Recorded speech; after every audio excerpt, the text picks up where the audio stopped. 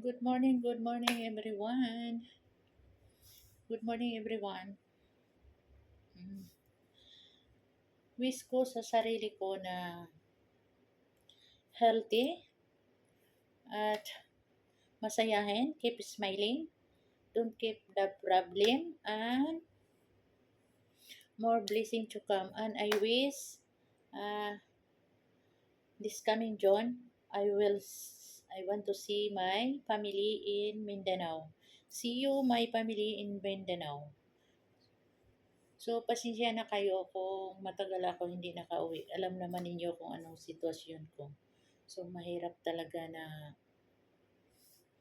ang hirap talaga na wasak ang pamilya. But, masaya naman ako kasi yung pangalawa kong husband, yung pangalawa, so masaya naman ako, wala naman akong problema. Pero yung una, sobrang sakit sa ulo ang binigay. Hindi naman ako nagpabaya, pero wala pa rin. So, nagpasalamat pa ako kay God kasi kahit katulong lang ako dito sa Qatar, natapos yung mga anak ko, may accounting ako, at saka HRM management at nautical. Nagpasalamat ako lubos kay God kahit anumang pagsubok, nakapatapos pa rin sila. So, yung binigay ko sa inyo na natapos ninyo, hanggang tumanda kayo, dala-dala ninyo yung pag-aaral ninyo. So mag-ingat kayo, kasama niyo yung mga anak mo.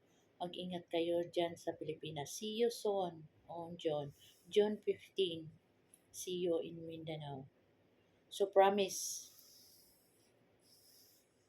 uwi ako ng Mindanao. Gusto ko mayakap yung pamilya ko at makausap ko yung mga anak ko. Kahit punta na lang ako, magdalaw ako sa puntod ng mama ko at saka papa ko.